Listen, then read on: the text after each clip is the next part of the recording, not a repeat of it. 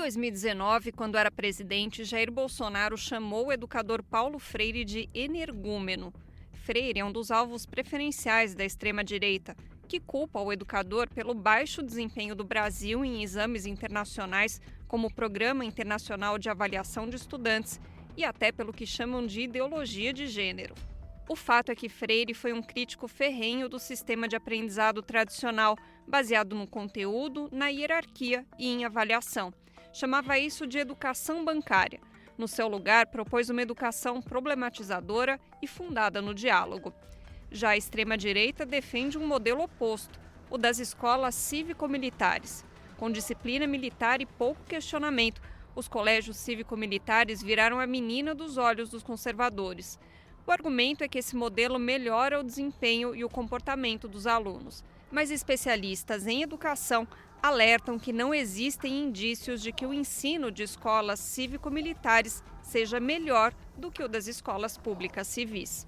Essas polêmicas evidenciam a centralidade do debate sobre educação e como a escola virou um espaço de disputa política.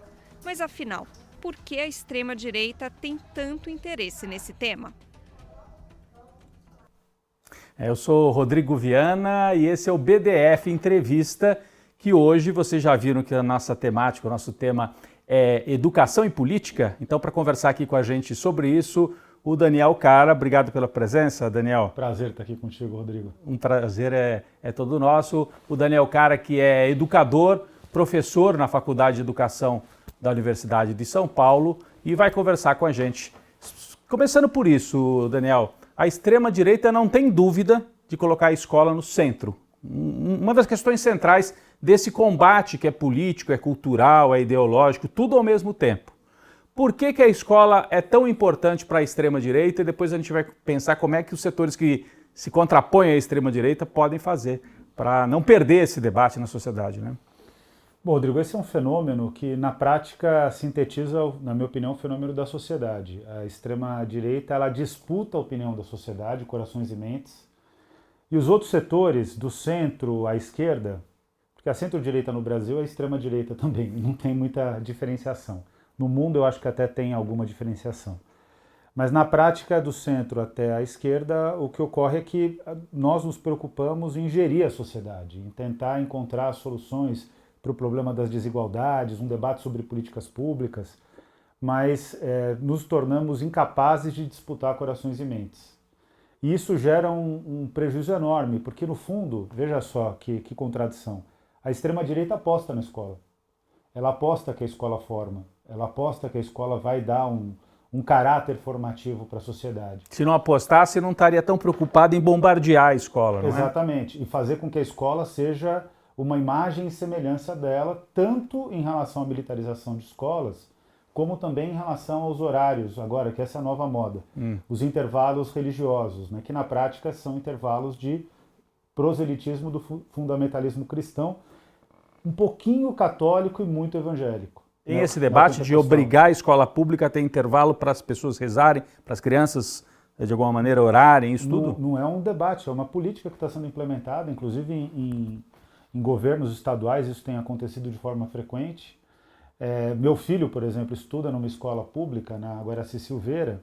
Em São Paulo. Em São Paulo, numa ETEC. E ele teve esse problema, ele teve que enfrentar essa questão porque na escola dele tinha um momento desse religioso que agora foi extinto, né, por pressão dos demais alunos. Isso já no ensino médio, assim, Ensino médio. Então os alunos têm capacidade de reagir a isso, mas quando são mais novos, aí não tem, né? Não, e existe um fator que é um fator muito chave nessa interpretação, é que existe tanto uma aposta na escola, como também uma aposta em todos os mecanismos que constroem ordem, mesmo que a ordem seja autoritária. Então a militarização de escolas, o intervalo religioso, é a prova disso. Agora, o elemento que é central é que, veja só a contradição, a esquerda não utiliza o Paulo Freire como referência, a esquerda não utiliza Darcy Ribeiro como referência, a esquerda não utiliza Florestan Fernandes como referência, tampouco utiliza o Anísio Teixeira. Por quê? Porque todos os quatro,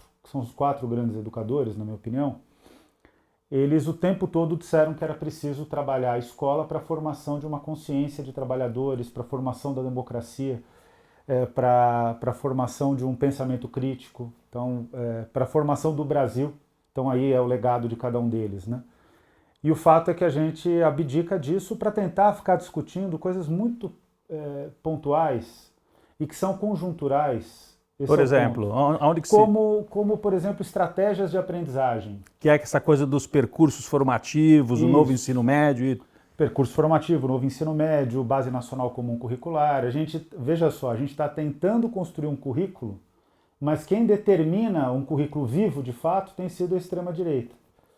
O que segura isso? É importante dizer que tem resistência e ela ainda é predominante, a resistência a esse movimento. Os professores seguram. Eles seguram com aquilo que eles aprenderam, mas a cada dia que passa, o professorado das escolas públicas tem uma formação mais frágil, até porque se dá fortemente em universidades, estabelecimentos privados de baixa qualidade, não nos públicos. Então a gente tem um problema de ordem estrutural e estratégica na educação e eu tenho feito uma luta nesse sentido para que a esquerda compreenda.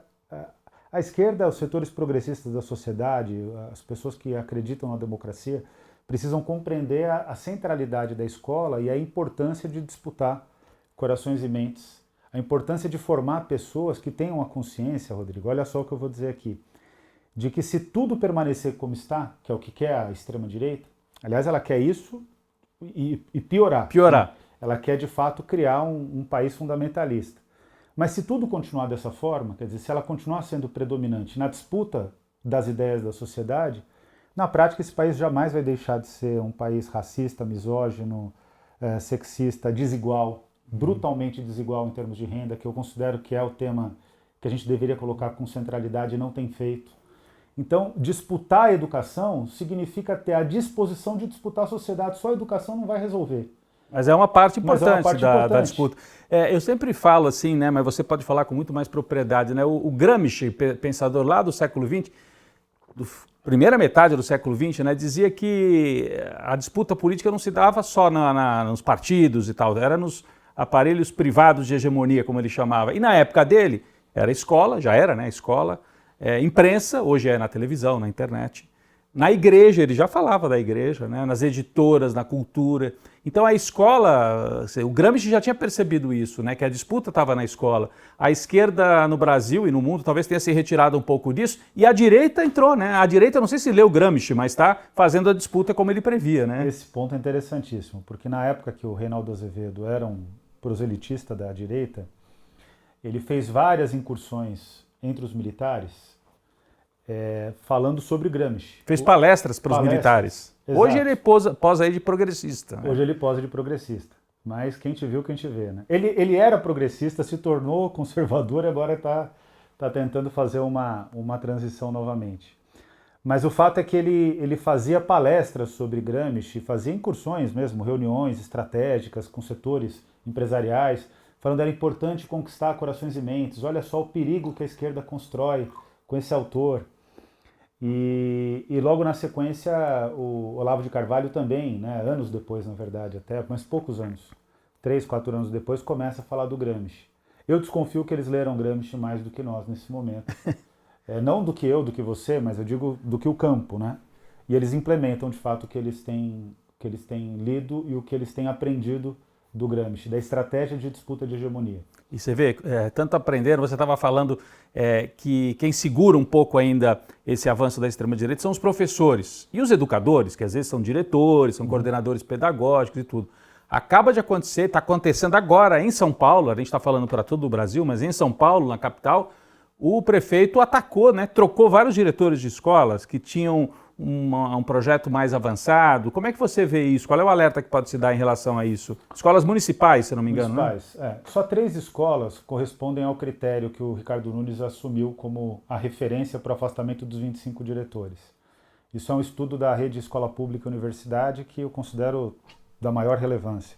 Eles mostram que só 3 escolas tinham o IDEB baixo e não conseguiram cumprir metas. As outras escolas todas estavam correspondendo àquilo que a própria Secretaria Municipal de Educação determinou. Porém, quem são esses 22 diretores afastados? Vou tirar os 3 que, de fato, não de escolas que não tinham bons resultados. E que eu considero que, ainda assim, essa política é equivocada. Também não afastaria esses 3, mas falar dos 22.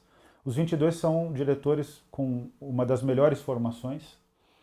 Ficaria muito tranquilo de colocar meu filho numa escola gerida por eles.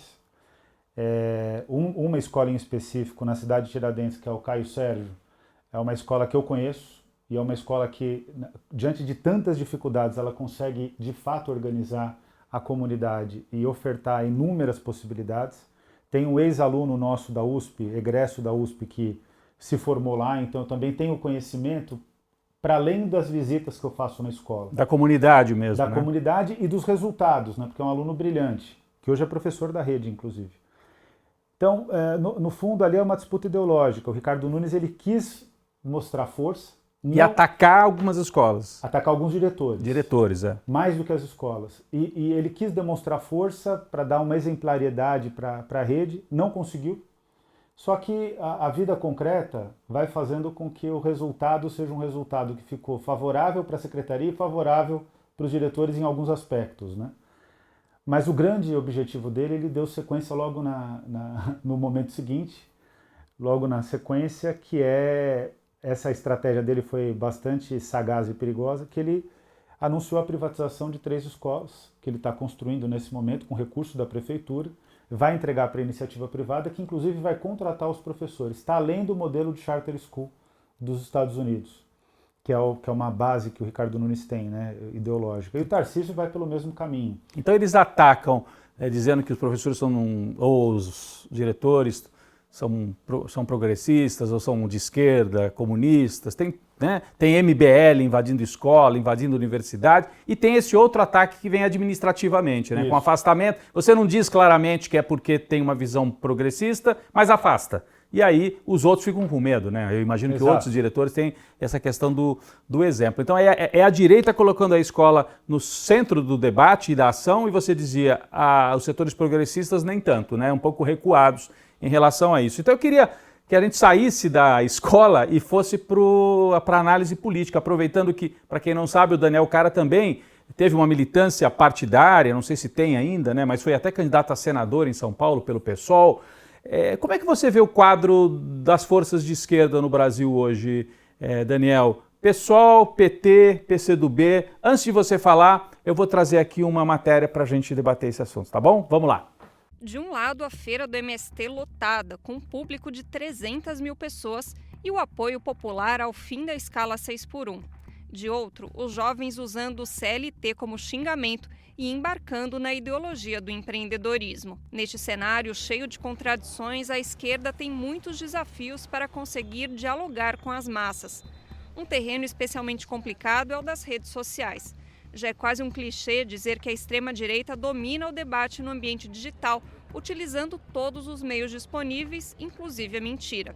Um estudo do Massachusetts Institute of Technology, que analisou postagens do antigo Twitter, revelou que as postagens com notícias falsas podem atingir até 100 mil pessoas, enquanto postagens com notícias verdadeiras raramente alcançam 1.000 indivíduos. A própria engenharia interna das redes sociais beneficia a criação de bolhas de informação. Nesse contexto, o que a esquerda pode fazer? E qual o papel de partidos progressistas como o PT, PSOL e PCdoB? Então, Daniel, cara, a gente traz aí essa matéria porque quem viu a feira do MST, realmente, a gente chamou a atenção aí na matéria, na reportagem, uma lotada de gente, acho que foi a maior feira, eu conversei com o João Paulo Rodrigues do MST, ele falou, foi a maior de todas. Foi a maior. Então tem um volume, eu fui lá, encontrei com gente que eu não esperava encontrar, gente que nem é assim militante de esquerda, mas tem um sufoco tão grande, tem tão poucos espaços para as pessoas se sentirem pertencendo de alguma coisa mais progressista, que acaba indo para esses espaços, né? Então como é que você vê? Tem os espaços de militância, tem gente que fala o show do Gilberto Gil, por exemplo, virou um lugar também que as pessoas se manifestaram, feira do MST. E os partidos, que são as forças que, no final das contas, levam as propostas para a sociedade na hora da eleição. Como é que você avalia?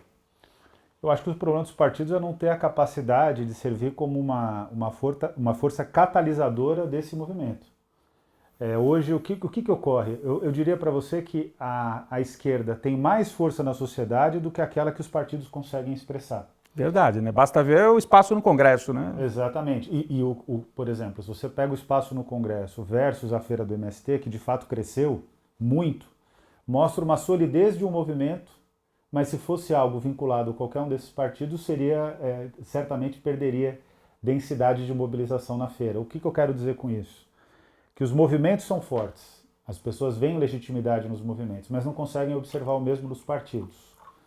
O Partido dos Trabalhadores é de longe o maior partido de esquerda, é a maior construção de esquerda que o Brasil realizou.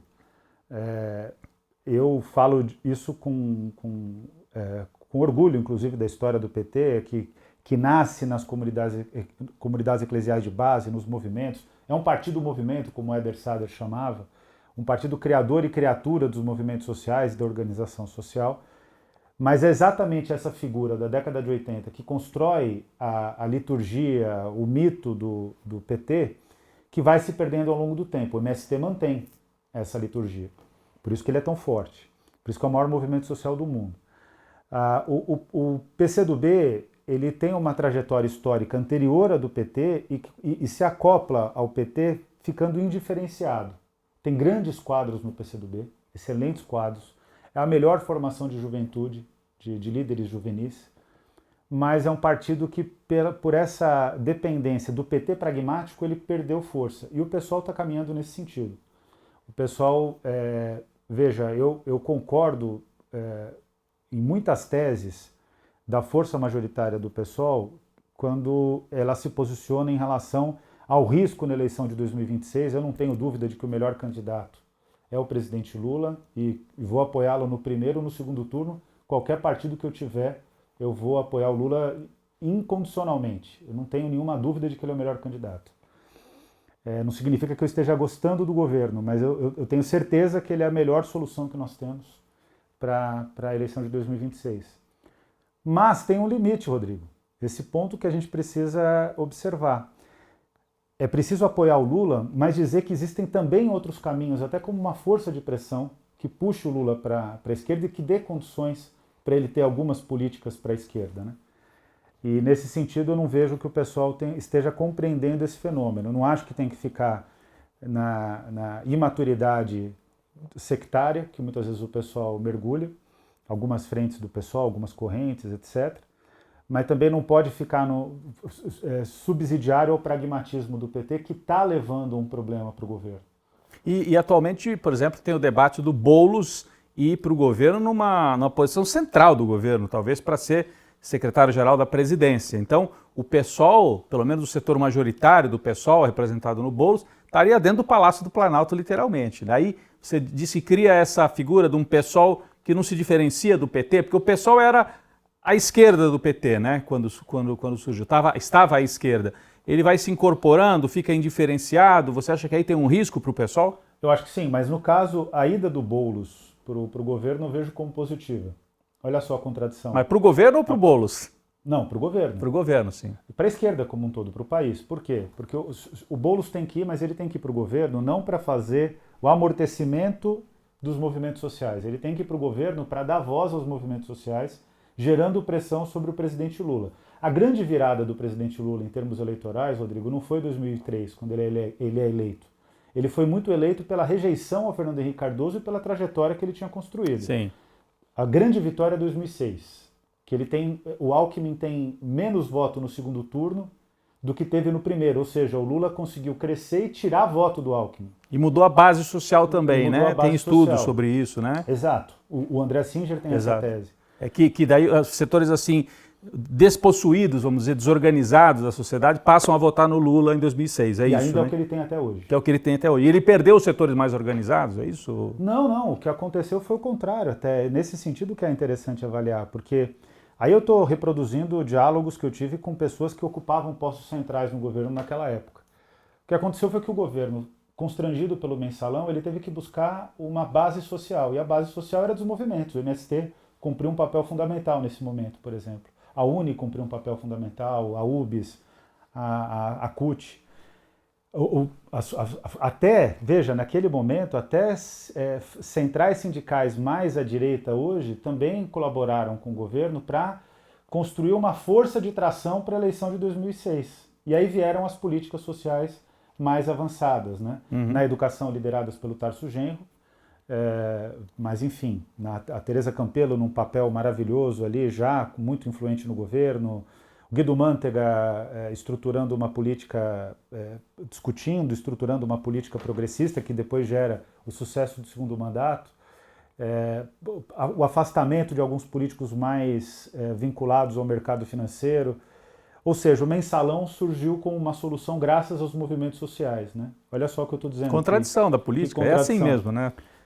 Então, a minha expectativa é que o Boulos cumpra esse papel, que ele dê espaço para os movimentos sociais, porque esse é o trabalho da Secretaria-Geral da Presidência, centralmente, para pressionar o governo mais para a esquerda. Agora, aí significa que o setor majoritário do PSOL, que é liderado pelo Boulos, não pode ser tão pragmático.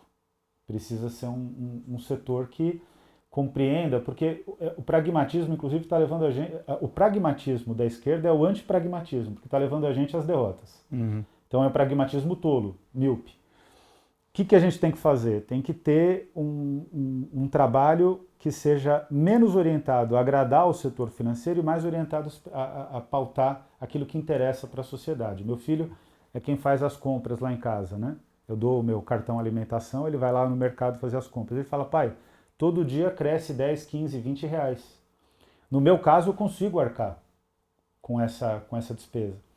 Mas a maior parte das pessoas não conseguem. Por isso que apesar do emprego, o índice de desemprego baixo, mas tem uma sensação de mal-estar em vários setores da sociedade. Tem emprego, mas o dinheiro não dá para fechar as contas no fim do mês. Né? Exato, é o efeito Biden, a gente tem chamado isso de efeito Biden. O Biden foi um presidente nos Estados Unidos bastante desenvolvimentista, comparado com os seus antecessores. É uma gestão que, em termos de princípios, era muito mais sólida do que a gestão Obama. Mas o Biden com desempenho pessoal muito baixo, tem esse fator também. Mas o grande problema nos Estados Unidos foi crescimento da inflação, perda do poder de compra e praticamente pleno emprego. Né? Então, pleno emprego com perda do poder de compra não consegue realizar. Gera um mau humor grande. Gera um mau humor grande, porque você está trabalhando, você está sendo explorado, é sempre bom lembrar, né? Você está sendo explorado, está vendendo sua força de trabalho por um valor muito inferior ao que ela merece. Exato. Agora, então você traz esse quadro aí pra gente. Bom, o PT vai ter eleição agora, né? Tem 4 candidatos. O que você espera que vai acontecer no PT? Eu acho que o Edinho ganha, né? Edinho ganha. Edinho ganha, não tenho muita dúvida disso, não. Tá. E o PSOL, tem gente querendo sair do PSOL, né? Tem uma turma ali mais para a esquerda querendo sair. Acha que o PSOL ficou muito próximo do governo. Você acha que vai ter esse desenlace? Vai sair mesmo? Eu acho que em algum momento, se houver uma mudança programática grande, vai ter esse desenlace. Eu não saio, eu estou pensando se fico no PSOL, não saio com esse grupo. Porque... Esse grupo que a gente diz é Glauber, Sâmia, o pessoal do MES, né? Movimento de Esquerda. Eu tenho uma boa relação com eles, especialmente com o Glauber, especialmente com a Luana Alves e com a Sâmia aqui em São Paulo.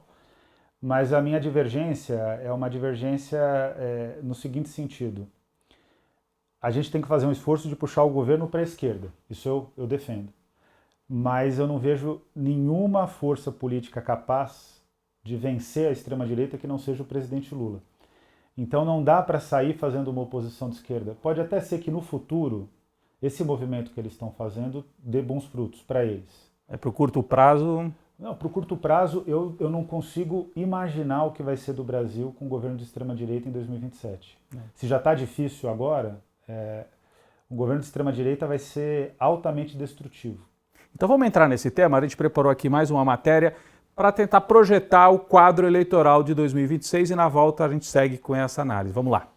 Há 2 anos das eleições, o jogo já começou. Mas desta vez o tabuleiro está mais fragmentado e o nome mais forte da direita está fora do páreo. Com Jair Bolsonaro inelegível até 2030, a pesquisa Quest mostra que surgem novos nomes no campo conservador. Michele Bolsonaro, Tarcísio de Freitas, Ratinho Júnior e Eduardo Leite aparecem empatados com Lula em simulações de segundo turno. O presidente, que liderava com folga em abril, agora empata tecnicamente com ao menos 4 candidatos de direita. Enquanto isso, o PL e partidos do Centrão pressionam por uma definição.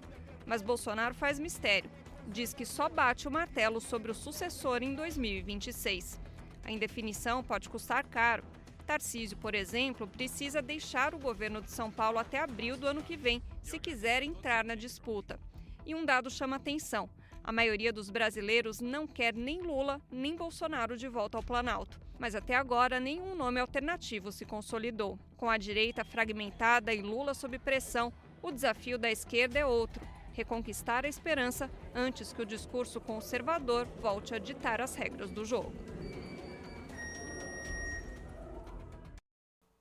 Pois é, Daniel, a gente olha essa pesquisa que está citada aí nesta matéria é a pesquisa da Quest, que tem uma pergunta meio malandra ali no meio, né, nessa pesquisa. Você acha que o Lula deveria ser candidato? É claro que os bolsonaristas todos vão dizer que não, que eles querem ganhar, então eles dizem que não. Então eu acho já uma pergunta um pouco... tem uma malandragem. E daí do outro lado também, você acha que o Bolsonaro devia ser candidato? A turma do PT vai dizer que não, porque é melhor derrotar um outro. Então, essa pergunta eu acho que foi construída, não é que seja mentira a resposta, não é que eu estou dizendo que o Felipe Nunes, não é o dono da empresa, seja... Mas assim, você constrói uma pergunta que permite dizer, então é a terceira via que tem que vir, né? Porque tem a eterna busca da terceira via. Mas eu estou me adiantando aqui, queria que você falasse a sua análise sobre o quadro eleitoral que nós temos hoje e o que nós podemos ter em 2026 na urna. Bom, nesse momento eu acho muito difícil que a terceira via ganhe a eleição. Eu acho que esse é um ponto, é uma tentativa de construção que de fato, por exemplo, a Tabata Amaral investe muito nisso, o João Campos, na assunção da presidência do PSB, ele investiu muito nessa ideia, em que pese fazendo todos os sinais para o Lula. Mas veja, de fato, isso saiu na Folha de São Paulo, se não me engano, e é verdadeiro. Os parlamentares não fizeram muitas fotos com o Lula do PSB, porque o PSB não é lulista. Tem que deixar claro. O PSB apoiou o Aécio contra a Dilma em 2014, no segundo turno, por conta da própria Marina Silva. Então, mas aquilo não era um movimento só da Marina, do ressentimento recente ali, né, da forma como ela apanhou na eleição. Tem uma base no PSB que é conservadora, como tem também no PDT. São dois partidos mais de centro-esquerda que estão cada dia que passa mais próximos do centro, até chegando muito próximos da direita. Então, o cenário que eu vejo é que há uma tentativa de construção da terceira via, mas muito mais com um olhar prático para a eleição de 2030 do que para a eleição de 2026. Então, na eleição de 2026, as garrafas vão ser contadas, como a gente fala na política, pelo lulismo e pelo bolsonarismo. São essas duas grandes forças. A ver o que o bolsonarismo vai fazer, porque o lulismo tem uma grande vantagem estratégica, que é a ausência do Bolsonaro na urna. O Bolsonaro transfere para a Michele, transfere para os outros candidatos, para o Tarcísio, para o Eduardo. A impressão que se dá nessa pesquisa é que não. A transferência é difícil. E o desempenho no segundo turno de todos os candidatos da extrema-direita contra o Lula se dá pela rejeição do Lula, não é pela força desses candidatos. Só que quando você chega numa eleição, rejeição do adversário sem força própria não resolve. Vou lembrar um caso. O Covas era extremamente rejeitado na eleição de 98 aqui em São Paulo. Extremamente rejeitado. Ele ganha do Maluf. O Maluf era mais rejeitado que ele. Era mais rejeitado que ele. Nesse caso era um problema de rejeição. Marta Suplicy contra a Serra. A prefeitura ultra aprovada da Marta, mas a Marta com desgaste pessoal muito grande. Por vários fatores, eu não vou entrar neles, inclusive misoginia, na minha opinião. Mas a Marta com desgaste pessoal muito grande. O Serra é eleito não pelos méritos próprios, mas pelo fato de que existia uma dificuldade, uma rejeição da Marta. Então, o Lula vai ter mecanismos de movimentar isso, né? No caso dele, porque os outros candidatos não têm densidade, se parecem mais com o Haddad em 2018, que não tinha densidade própria. Verdade. Ele dependia do Lula, né? Até hoje o Haddad não tem densidade para a presidência, né? Mas, Daniel, tem uma tentativa de fazer do Tarcísio uma espécie de terceira via, sendo que ele é um bolsonarista que sobe no caminhão para falar mal do Supremo Tribunal Federal, mas o mercado financeiro, a direita liberal querem fazer. O Tarcísio pode ser uma terceira via, o governador de São Paulo, porque ele é um bolsonarista que come de garfo e faca. Mas é um dilema também, né? Porque o Tarcísio só consegue chegar ao segundo turno se ele tiver o voto do Bolsonaro. E aí ele não é terceira via, ele é Bolsonaro. E aí ele vai ter a rejeição do bolsonarismo, não é isso? Exatamente, você pegou, acho que o ponto central. O Tarcísio, ele quer se vender como terceira via para quem quer terceira via e quer se vender como bolsonarista para quem é bolsonarista. Só que a conta não fecha. Não fecha. E essa conta que não fecha custa muito caro numa eleição, porque o eleitor ele procura coerência. Eleição aqui de São Paulo, Ricardo Nunes contra Boulos. Infelizmente, a campanha do Nunes ela foi toda coerente. E a nossa campanha, eu estava na coordenação, não conseguiu manter essa mesma coerência por conta do efeito Marçal. Se assustou com o efeito Marçal e tentou caminhar por caminhos não muito seguros, né? De tentar trazer o eleitor na boa vontade. Não estou dizendo que foi falso, mas não teve sempre a mesma linha de comunicação. O Tarcísio vai viver esse problema. Agora, do que eu conheço do Tarcísio, eu conheci o Tarcísio quando ele trabalhava como consultor legislativo na Câmara, depois do governo Dilma. Ele tinha uma atuação ali de assessoria, né? O Tarcísio não tem coragem, eu acho, não vai trocar o certo pelo duvidoso. Acho que ele vai para governador. Eu acho que ele vai para governador, até porque a família Bolsonaro não vai permitir uma aventura maior do Tarcísio. Depende do Kassab. Hoje o Tarcísio é um homem dividido por duas figuras predominantes. Bolsonaro de um lado, que é a quem ele deve tudo. O Tarcísio deve a vida política dele ao Bolsonaro, como candidato. E pelo Kassab, a quem o Tarcísio deve a gestão do governo de São Paulo. Então ele vai ter que decidir entre um mentor ou outro. A minha impressão é que no dia a dia ele é Kassab, mas quando o bicho pega ele é Bolsonaro. Porque é de onde veio, na verdade, ele só está de pé como governador porque o Bolsonaro o apoiou e falou, é ele, né? Exato. Então eu fico pensando nesse dilema. Esse dilema é que pode favorecer o Lula, o dilema do Tarcísio e esse dilema entre, eu quero os votos bolsonaristas, eu tenho que ser radical no discurso, mas eu quero ser terceira via, aí não dá certo, né? Esse dilema pode favorecer o Lula, você imagina, mesmo com essa crise de popularidade do governo? Você acha que hoje o Lula ainda é favorito ou ele está numa situação assim de fio da navalha para 2026? Não, ele está numa situação de fio da navalha, ele está com uma sensação, isso fica evidente olhando para o Lula, a gente que conhece o Lula sabe, não vou dizer que eu conheço como trato pessoal, cotidiano, mas eu como político. O suficiente, já tive com ele quando foi lançado o PNE 2010, na época era 2010, 2020, acabou virando 2014, 2024. Então tive algumas relações ali suficientes para perceber que ele tá preocupado com o cenário. Ele está preocupado com o fato de que ele não tem mais as mesmas condições que ele tinha no passado. Isso é evidente. Também, se ele não tivesse essa preocupação, eu ficaria preocupado, que significaria que ele é uma pessoa sem sentimento, né? E ele está com o pé no chão, ele está percebendo que... Ele está com o pé no chão. Agora, qual é o ponto, né? O Lula é o Lula. O Lula é na minha opinião, o maior presidente da história do Brasil, com todas as suas contradições, foi Getúlio Vargas. Isso eu não abdico dessa questão. Em termos de construção do Estado Nacional Brasileiro. O Fernando Henrique, dia 1º, isso eu nunca vou esquecer, 1º de janeiro de 1995, o discurso é destruir o Estado varguista. Ele fala, está na hora de enterrar o varguismo. Né? Está na hora de enterrar o varguismo. E para mim foi um momento de extrema revolta, né? Porque tudo que a gente tem deve ao Vargas.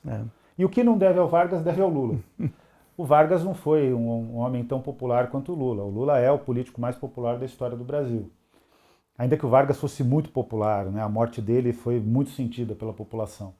Mas o Lula é o Lula. Então, não considerar a força do Lula num processo eleitoral é não entender de história do Brasil. Sim. Agora, tem que ver quais vão ser as condições que vão se apresentar. E essas condições sobre as quais são essas questões, essas condições que a gente precisa se organizar. E só para encerrar esse ponto, você acha que tem alguma chance do Lula chegar no começo do ano que vem e dizer assim, não sou candidato, tem que arrumar outro aqui para o nosso...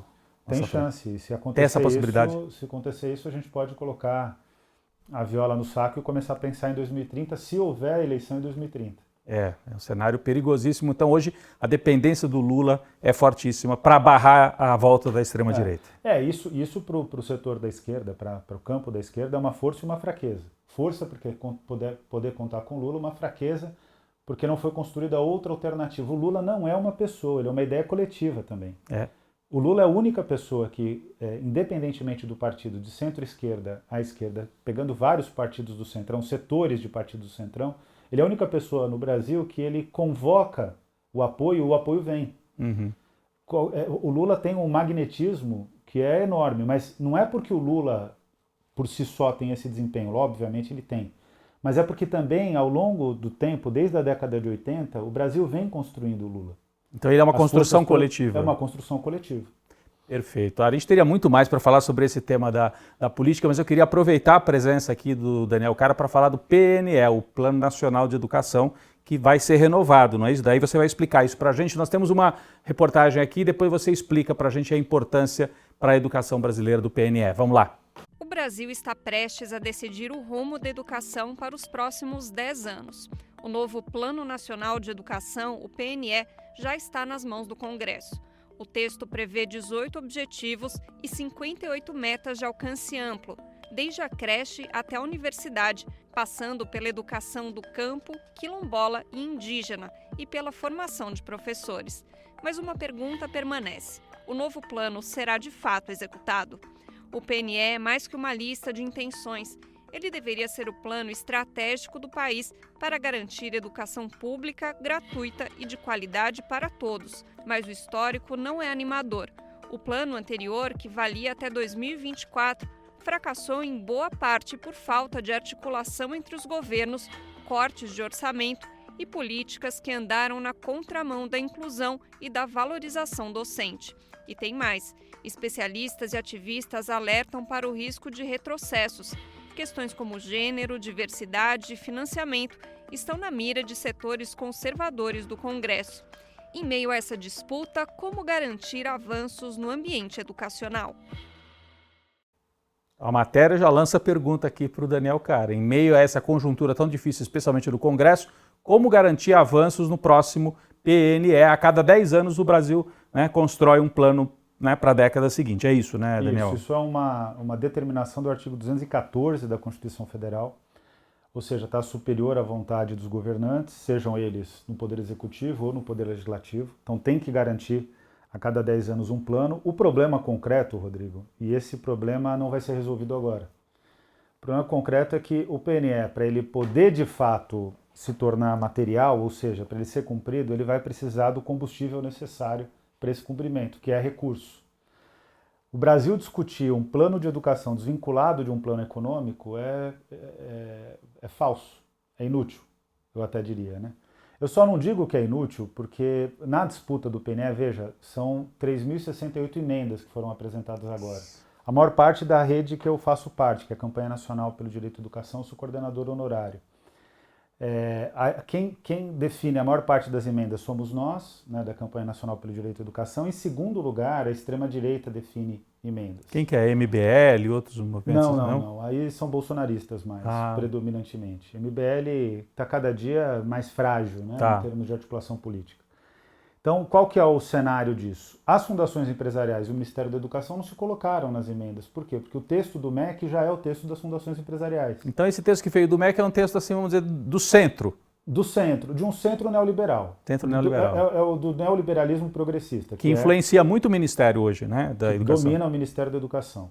E aí quais são as forças? A Fundação Getúlio Vargas, do Rio de Janeiro, a Fundação Lehman, Todos pela Educação, Instituto Unibanco, Fundação Itaú. Essas são as forças, Instituto Natura, que dominam o Ministério da Educação. É só olhar a composição do Ministério, é uma pesquisa fácil, e ver o currículo de quem está nas diretorias e nas coordenações e os vínculos e relações dos secretários do MEC, que isso fica evidente. É autoevidente. Então esse setor já está representado no texto original, que veio do governo. E aí vocês estão tentando, o setor progressista... Puxar mais para a esquerda. E tem um pessoal tentando puxar para a direita. Tem o pessoal tentando puxar para a extrema-direita. Para a extrema-direita. Para a extrema-direita.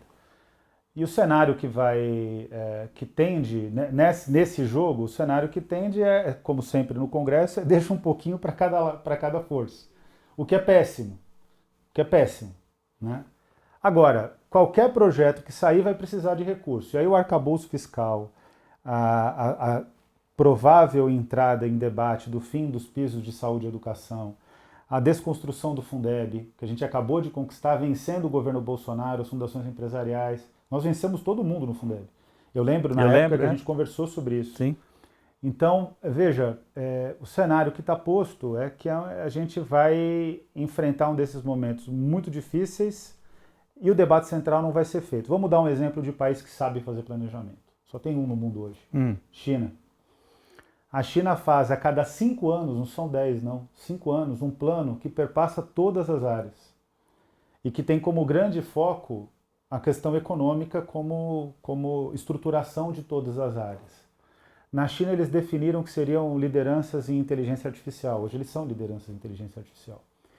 Eles definiram que seriam liderança em metodologias educacionais ativas, eles são liderança. Eles definiram que iriam universalizar a escola. E aí chega a OCDE, que é a Organização para a Cooperação e Desenvolvimento Econômico, para aplicar o PISA, que é o Sistema de Avaliação Internacional de Estudantes, a China fala, não estou afim, porque não precisa. Eles têm a avaliação deles, né? Que mostra que está indo bem, né?